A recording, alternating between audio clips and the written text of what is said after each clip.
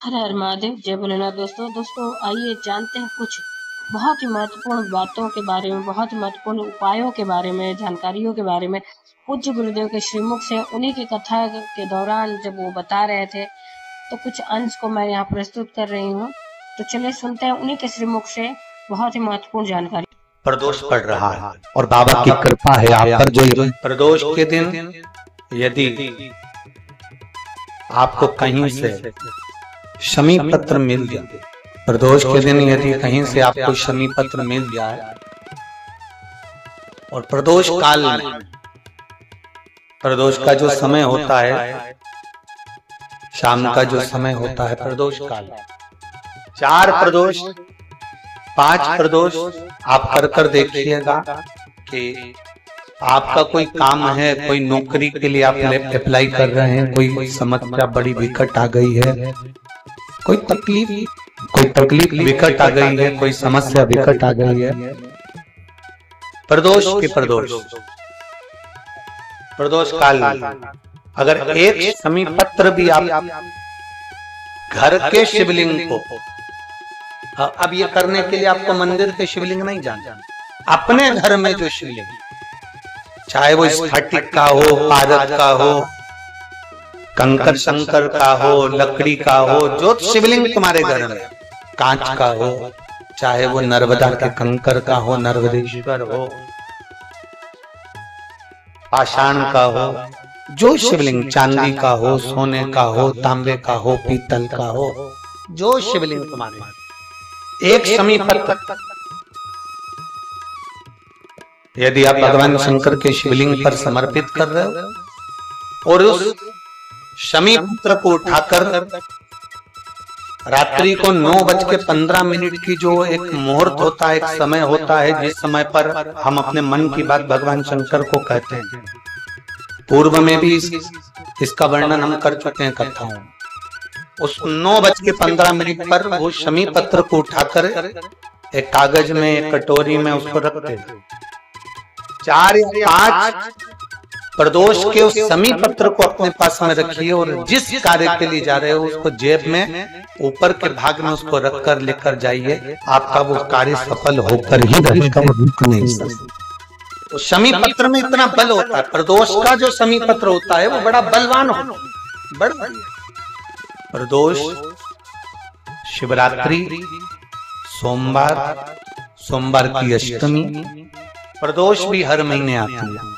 शिवरात्रि भी हर महीने आती है, सोमवार भी हर महीने 2 3 4 5 पड़ी जाती है। सोमवार की अष्टमी जरूर साल भर में 4 या 5 आता है। सोमवार, प्रदोष, शिवरात्रि, सोमवार की अष्टमी, ये वो तिथियां हैं, ये वो वार हैं। अगर कोई भूल से भी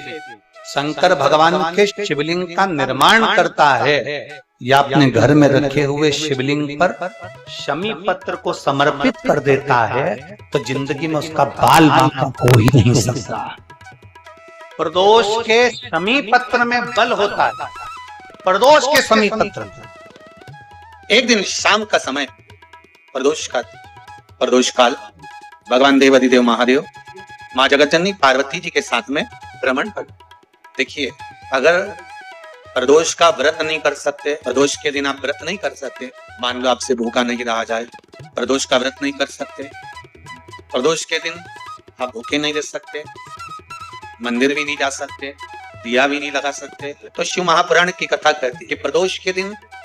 प्रदोष काल में अपने ही दरवाजे के पास देवाधिदेव महादेव का स्मरण कर लक्ष्मी की वृद्धि के, कार्य सिद्धि के, संपदा को प्राप्त करने के लिए आप अपने ही दरवाजे के पास से एक दीप लगा सकते हैं। कौन से दिन? प्रदोष। उससे 1000 गुना शिवलिंग में बल की प्राप्ति होगी।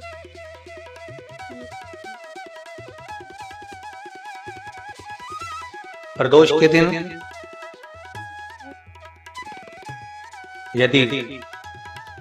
आपको कहीं से शमी पत्र मिल गया, प्रदोष के दिन यदि कहीं से आपको शमी पत्र मिल जाए और प्रदोष काल में, प्रदोष का जो समय होता है, शाम का जो समय होता है प्रदोष काल, 4 प्रदोष 5 प्रदोष आप कर देखिएगा कि आपका कोई काम है, कोई नौकरी के लिए आप अप्लाई कर रहे हैं, कोई समस्या बड़ी विकट आ गई है, कोई तकलीफ बड़ा गला पकड़ रहा है बेटा,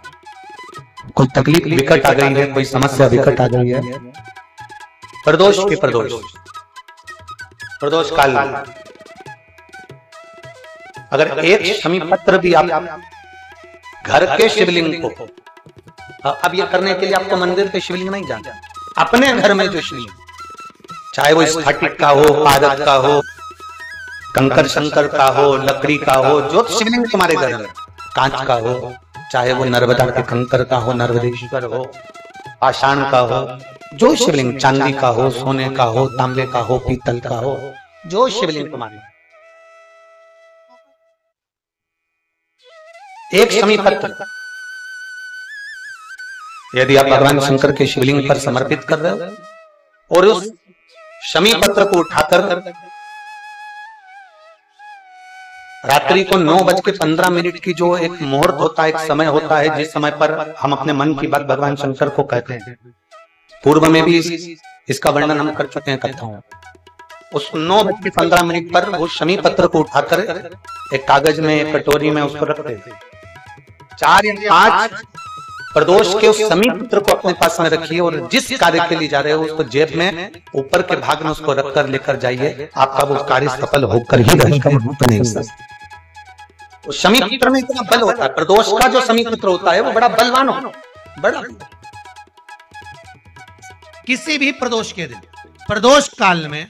एक बार लगा दे, उसके बाद में अपनी कामना कर बेलपत्री, एक छोटा सा उपाय अवश्य करिए। अगर बच्चे कोई एग्जाम में बैठ रहे हैं या कंपटीशन एग्जाम है या नौकरी के लिए अप्लाई कर रहे हो, मान लो 4-6 महीने से बैठे हो, 8 महीने से बैठे हो, सर्विस नहीं है, नौकरी नहीं है, तो एक छोटा सा उपाय अवश्य करिए शिव महापुराण का। महाराज बेलपत्री के पेड़ के नीचे विराजमान होकर, बेलपत्री के पेड़ के नीचे जिसको नौकरी के लिए या एग्जाम में बैठ रहा है वो जल चढ़ाए, बेलपत्री के पेड़ के नीचे थोड़ा सा दूध चढ़ाए, फिर जल चढ़ाए और अपने राइट भाग में घी का दिया और अपने लेफ्ट भाग में तेल का दिया। किसी भी प्रदोष के दिन, प्रदोष काल में एक बार लगा दे, उसके बाद में अपनी कामना कर बेलपत्री के पेड़ के नीचे धोख लगाकर प्रणाम कर आ जाए और चले जाए इंटरव्यू के लिए, बाबा उत्तीर्ण करा ही देगा, नौकरी दिलाए। जिस दिन रविवार की प्रदोष पड़े उस दिन एक लाल वस्त्र में पीली सरसों रखकर और उसके अंतर्गत कुछ भी, एक या तो बमुल का कांटा ना मिले तो गुलाब का कांटा ही उसके अंतर्गत रखिए। और मान लो कोई काम ऐसा है कि उसमें पैसा तुम्हारा आ ही नहीं रहा, बहुत घाटे पर घाटा जा रहा है, नुकसान बहुत हो रहा है और कोई काम हो ही नहीं रहा, तो महाराज जिस दिन रविवार की प्रदोष पड़े उस दिन एक लाल वस्त्र में पीली सरसों रखकर और उसके अंतर्गत कुछ भी, एक या तो बमुल का कांटा ना मिले तो गुलाब का कांटा ही उसके अंतर्गत रखिए और उसको शिव मंदिर का स्मरण कराकर शंकर भगवान का नाम लेकर रू भैरव, कौन सा भैरव है उसकी भी कथा भी आने वाली है, कि दारुक नाम के राक्षस का संहार करने के लिए जब माता अवतार लेगी तब शंकर भगवान बच्चे का रूप रखकर रोएंगे, तो शिव जी का एक नाम होगा रू भैरव। ये भैरव कहां पर रहता है, तो कहा ये शमशान में रहता है। ये भैरव शंकर का जो एक अवतार है रू भैरव, ये भैरव अवतार शमशान में रहता है। तो इस भैरव का काम क्या है, तो कहा शमशान में, शमशान की जो अग्नि होती है भले की लकड़ी रहे, भले उसमें कोई पदार्थ डाले ना डाले, थोड़ी देर में वो अग्नि रू रू आवाज, हल्की सी शमशान की जो अग्नि जलती है उसमें आवाज आती है। आप जैसे कोई अग्नि जलाएंगे ना उसमें आवाज नहीं आएगी, ध्यान देना। शमशान में अगर कोई लोग गए होंगे मुर्दा जलाने के लिए, तो अगर वो एकांत में बैठेंगे तो उसमें आवाज आती है रू रू रू। तो शिव पुराण कर रही है कि उस सरसों को, कांटे को रूरू भैरव का नाम लेकर, जिस व्यापार जो नहीं चल रहा है, दुकान जो नहीं चल रही है, उस दुकान के सामने, उस व्यापार के सम्मुख में उसको जला दिया जाता है। ये करा जाता है रवि प्रदोष के दिन। कौन से प्रदोष? रवि प्रदोष, जो सुख का भान कराती है, व्यापार की उन्नति के लिए, समृद्धि के लिए, लक्ष्मी के लिए इसका प्रयोग किया जाता है। तो यहाँ पर दारुक नाम का जो असुर है, दारुक नाम का जो राक्षस है, उसका एक ही कहना है कि मैं मरूं, मना नहीं है ब्रह्मदेव पर। नंदी का एक पांव जो ऊपर होता है, आप लोग दर्शन करे होंगे शंकर जी के मंदिर में नंदी के, तो नंदी का एक पांव उठा हुआ होता है, एक पांव नीचे किया होता है। हड्डी से जुड़ा हुआ रोग, नेत्रों से जुड़ा हुआ, मस्तिष्क से जुड़ा हुआ कोई रोग रहता है, तो एक नीले कलर का फूल आता है हमारा, उस फूल में हल्दी डालकर गुरुवार का प्रदोष पड़ने पर जो नंदी के पांव के पास समर्पित कर देता है हमारा, उसका रोग धीरे धीरे समाप्त होने लगता है। लिंग पुराण कहती है कि नंदीश्वर भगवान के सामने जो पुष्प समर्पित करा जाता है उसको, ये तो लिखा था स्कंद पुराण और शिव पुराण। लिंग पुराण कहती है जो फूल आपने समर्पित करा उसको लाकर पानी की बाल्टी में डालकर आप स्नान भी कर सकते हो, उससे भी हड्डी के जितने रोग होते हैं उसमें आराम लगने लगता है। जैसे कहीं शरीर नहीं चल रहा, हाथ झुंड पड़ रहा है, हाथ काम नहीं कर रहा, हाथ में झुंझुनी आ रही है, कंपन आ रहा है, जैसे मान लो कोई, चाहे वो शनिचरी प्रदोष हो, चाहे रविवार की हो, सोमवार की हो, मंगल की हो, बुधवार की हो, गुरुवार की हो, शुक्रवार की हो, शनिवार की हो,